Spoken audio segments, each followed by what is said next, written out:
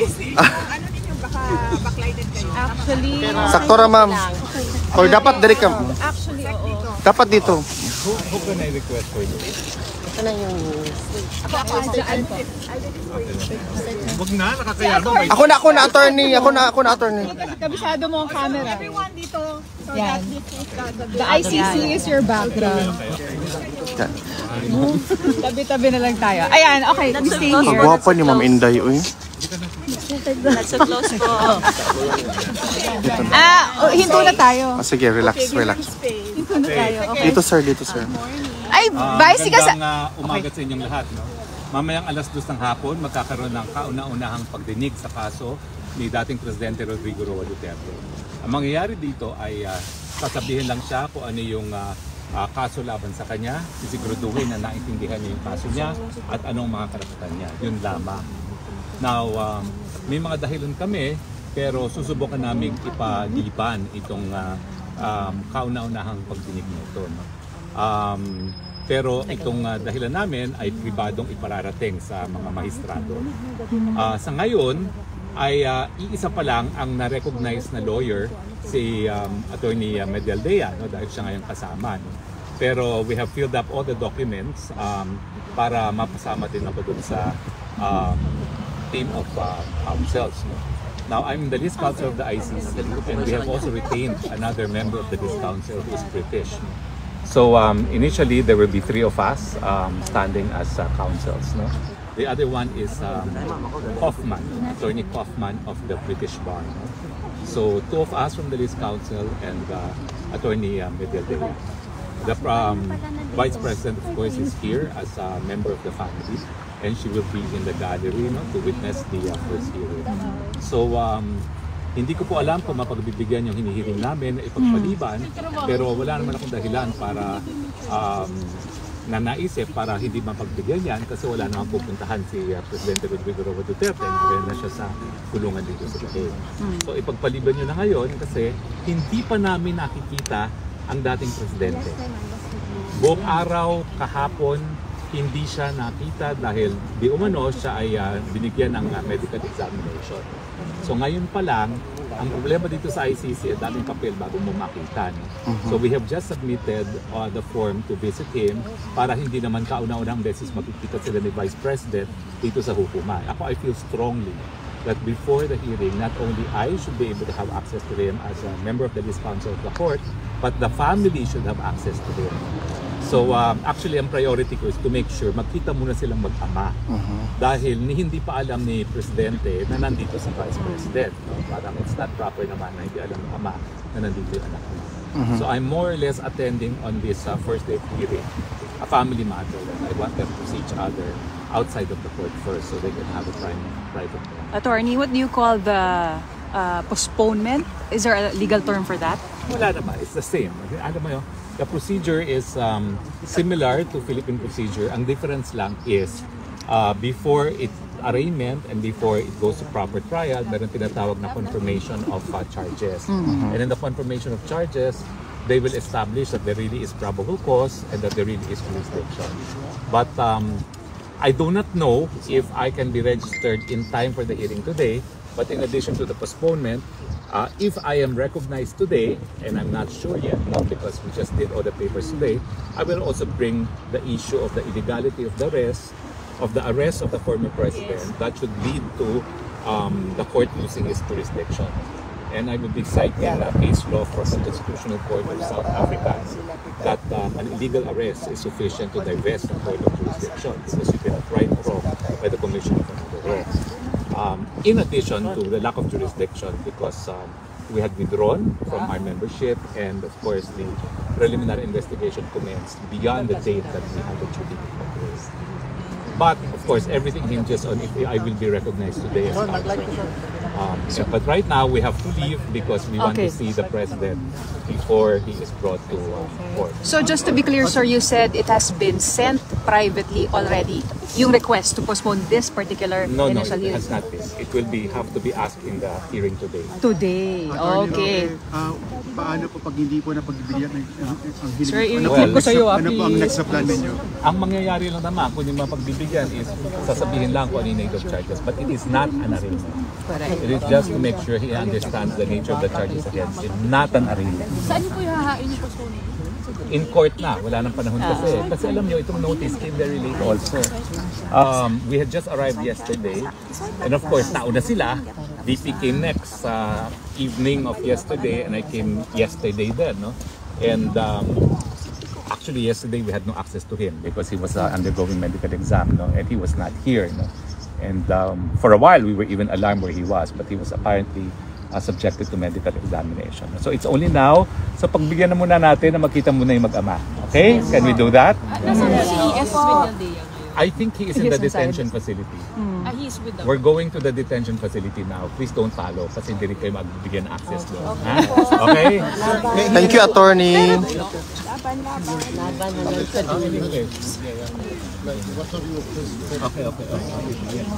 Yeah, I'm here with the Vice President of the Public of former President Rodrigo Duterte. We will be attending the hearing. There's only been one lawyer recognized, who is Attorney Megatea, who is the lawyer who is Guys, any statement lang?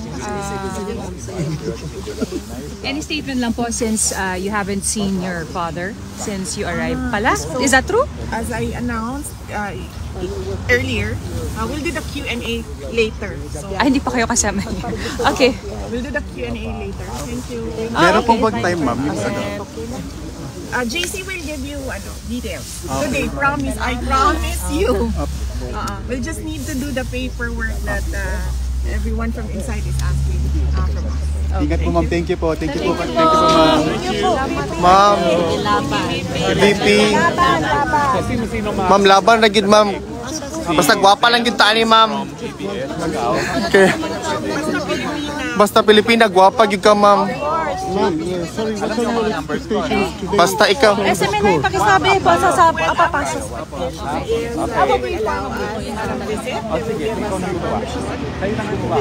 Hindi ka naman nagpalit ng number. Hindi. But let's do WhatsApp kasi Viber hindi masyado maganda rito eh. They will WhatsApp talaga. WhatsApp. us. Okay. SMNI! Hello po. Basta, ma'am, mag-ampo gimi, nag-i-move na gina. Gwapa biyak ka. Yes, ma'am. Correct. Di lang ako sigurado sa mga Pilipino, mga lalaki. Gwapo gyapon mi, ma'am. I can assure you, upat ka buok ang atong Miss Universe. Correct. The Filipina beauty is known globally Just pag- as exceptional, outstanding. Correct, ma'am. Ngani ko kagwapa din ako magawas, uy. VP, salamat.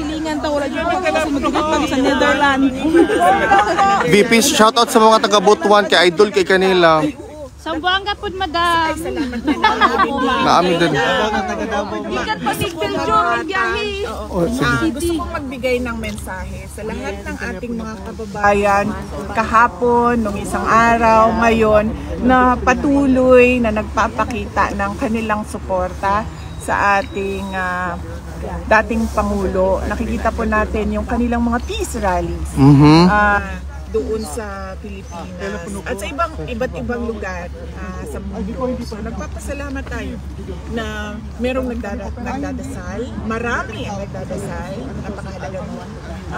Pangalawa, nagpapakita ng suporta at nagpapakita ng suporta at nagpapahayag ng kanilang nararamdaman. Of course. Huwag natin kalimutan na ang problema ng bayan ay hindi ang mga Duterte. Correct. Tama po. Ang totoong problema ng bayan, kayong lahat nandito kayo, nakikipagsapalaran kayo sa ibang bansa dahil walang oportunidad doon sa ating bansa. Patuloy ang kahirapan, Check. patuloy ang kagutuman, patuloy na walang nangyayaring kaunlaran. Nakikita nyo yung Netherlands, di ba? Yes po. Gusto natin maging Netherlands ang Correct. Bukas na ba, ma'am? Bakit ba hindi nangyayari yun? Yun yung tanong natin. Yes. Pag president ka na, ma'am. Bukas na mag-president ka na. Bukas na. Ma'am, mag-president ka na, ma'am. Huwag natin kalimutan yun. Vale. Nandito lang kami para sa inyo. Ako ang problema. Correct. Dahil Kita po namin lahat yun, dahil ma'am. Alam bakit po nga ba ako namin lahat. nagiging problema? Dahil Tanda. Maganda. Gwapang. Tungod sa kagwapa ni mo, kulbaan sila, VP. Bisag ako yung ano mo, muli na lang po, eh. well, yes, as I said earlier, our expectation is that we will be given permission to visit since we are already complying as we speak with all the documents that they are asking of us. And then the next is we truly pray and hope that the court will listen for our request just to move the initial appearance so that we can have time to sit down with the former president and discuss what are the ways forward in his cause. Thank you. Ma'am, salamat. Shout out sa mi taga Butuan, ma'am. Taga Butuan, ma'am. Love kay kanamo, Mindanao. One Mindanao. Bisaya ra ni ma'am. Unsay sekreto nga nung gwapa man gyud kay ka, ma'am? Oh, pwede ra po nimo dito bagon. Prayers daw yun. Bipin, ako ihatag sa imuha. Huwag sa pag-stay mo dari sa Netherlands. Tugnaw, ma'am. Okay ra ka? Dili pa yung mga mo. No, maayo. Maayo. Yung kanang, pero naging ako ang gigamit ko. Kay para pagnawan ang panuhot. Yes. Nama kayo sa lang panugot. Kami haplas dito kung kinahanglan nimo. Okay, perfect. Ako ang amiga gikan na London ang iyahain taong gidala kay efficacy and oil lang. Mura din lang ako ang matabang sa imo. So Mga hantod ka na dari mo. wala ko kibalo kung hantod ka na sa amin. Welcome ka sa balay, ma'am. Okay ra gid ayo niya. Yes, may problema. Pagkain, may problema. Ang mga Hazel's Kusina dira. Yes, ma'am. Sunday na. Unsay oras, ma'am? Nanay oras, ma'am? So, Saturday pa lang man, laban na mo ha. Kay para sa Yes, correct. Correct. Mahalag layo. wala ko'y balita pa kay pero ginapaanhin ako siya para makauli ko sa Pilipinas. Oh. So, Ma'am, kumusta na po kayo? Nakapagpahinga na po kayo? Katulog ka, ma'am. Jet lag pa ka, ma'am? kamusta? Naaba may trabaho? Wala. Para nimo, ma'am, irrelevant na ng trabaho. Tumakas Para sa imo. Para kang former president sa imong papa, of course. Ninyo wala na may trabaho. Okay lang. Mangita na paglain, ma'am. Bahala na. Sakit po ang damdamin namin. Wala po. Paniguraduho na amoy trabaho pag uli ninyo. Yes, ma'am. Ang inyong mga pamilya sa Pilipinas. Yes, ma'am. Umaasasyon sa inyong Correct, ma'am. mga anak. Once in a lifetime ra yun ni. Mga breadwinner ba mo tanan? Yeah, yes ma'am. Relax sa mi karon, ma'am, basta ikaw. Nagkaon na ka, Bibi? Wala pa ma'am. Babay mi sandwich dito, ma'am. Oh.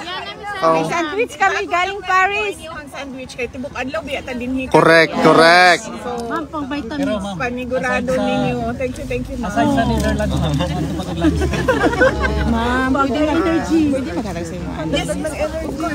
Wala ka ko yung family. Ma'am, may drinks sa kotse ko po. Kabutan. Pwede ka bigay sa'yo from Paris? Salamat ma'am.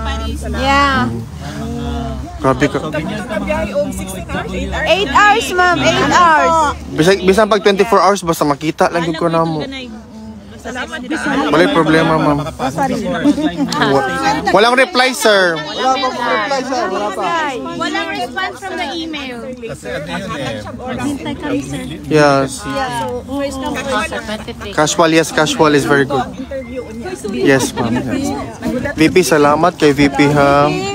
Stay strong, radio ka, VP. Bigay pa. Nakita niyo po si tatay papasalikan naman. Parang Stop ko na. Thank you sa regalo. Ayaw na mong gasto para sa aquad. It's okay. Wala, uy. Kahambol gyud sa tong VP, uy. Wala. Maganda na, mabait ka. VP, ayaw mi kalimtiha pag presidente na ka. OFW kanang iampo nato sa Ginoo ang mga kada We always. Ampo gyud ka na mo permi. Dadalhin ko na si VP kay Presidente ngayon, ha? Regards pa sa imong papa, VP.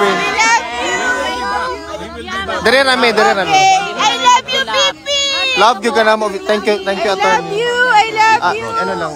Broadcasted na po yan. Done na po. Tapos, paano kayo post? Post na po yun automatic.